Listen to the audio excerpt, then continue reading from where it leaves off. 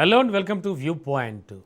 సాధారణంగా మనం వ్యర్థాల గురించి మాట్లాడుకునేటప్పుడు ఈ భూప్రపంచం మీదే కేవలం భారత్లోనే, కేవలం మన స్టేట్లోనే, అలాగే హైదరాబాద్లోనే ఇలా వ్యర్థాల గురించి మాట్లాడుకుంటూ ఉంటాం. కానీ రోదసీలో సైతం వ్యర్థాలన్నీ పోగుపడిపోతూ ఉంటాయి. ఎందుకంటే అంటే కొన్ని కాలం చెల్లిన శాటిలైట్స్ కావచ్చు, టైం అయిపోయినటువంటి సిచ్యువేషన్ ఓవరాల్ అయిపోయినటువంటి శాటిలైట్ వ్యర్థాలు కావచ్చు, ఇలాంటివన్నీ కూడా చాలా ఘోరంగా అక్కడ పోగుపడిపోతూ ఉంటాయి. మరి భూకక్షలో నానాటికి పెరిగిపోతున్నటువంటి ఇలాంటి వ్యర్థాలపై నిరంతర పర్యవేక్షణకు ఫస్ట్ టైం ఒక కమర్షియల్ ఉపగ్రహ నెట్వర్క్ను చైనా రంగంలోకి దించుతోంది.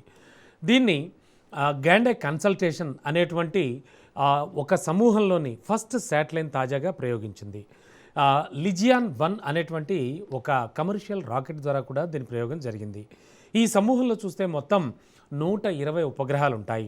అండ్ అంతరిక్ష రద్దీ నిర్వహణలో దేశ సామర్థ్యాన్ని పెంచుకోవడం దీని ఉద్దేశం అన్నమాట. స్వీయ వాణిజ్య ఉపగ్రహ నమూనాలు అంటే సమూహాలన్నీ కూడా పెరుగుతున్న నేపథ్యంలో రోదసీలోని పరిస్థితులపై స్వతంత్ర అవగాహనను పెంచుకుని శాటిలైట్స్ ఒకదానికొకటి ఢీ కొట్టుకోకుండా చూడడానికి, అలాగే ఇక్కడ కమర్షియల్ వాణిజ్య సేవలను అందించేందుకు కూడా తాజా ప్రాజెక్టును చైనా చేపట్టింది. ఇది 3 ఫేజెస్లో కొనసాగుతుంది. ఫస్ట్ ఫేజ్ని LX-630గా పేర్కొంటారు. అందులో 14 ఉపగ్రహాలు ఉంటాయి. భూ దిగువ కక్షలో ఉన్నటువంటి శకలాల పర్యవేక్షణ కానీ, వర్గీకరణకు కానీ బాగా ఉపయోగపడతాయి. వాటిలో AI ఆధారిత కంప్యూటర్ ఒకటి ఉంటుంది.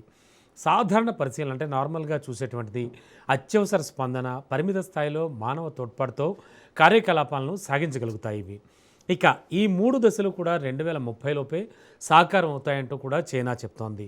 నవేడేస్ ప్రతి కంట్రీ కూడా అంతరిక్ష వ్యర్థాలపై తీవ్ర స్థాయిలో దృష్టి పెడుతున్నాయి అని చెప్పాలి. ఎందుకంటే ఖచ్చితంగా అవి కూడా మానవాళికి, అలాగే ప్రపంచ మనుగడకు కూడా ఏమైనా సమస్యలు ఎదురవుతాయా వాటి వల్ల అనే ఆలోచనలో కూడా ప్రస్తుతానికి ప్రతి కంట్రీ కూడా ఆల్మోస్ట్ ఆల్ అంతరిక్షంలో ఈ వ్యర్థాల మేనేజ్మెంట్కి సంబంధించి కూడా కొన్ని రకాల ప్రయోగాలు చేస్తోంది. అందులో భాగంగానే చైనా ఒక అడుగు ముందుకు వేస్తోందని కూడా మనం చెప్పచ్చు.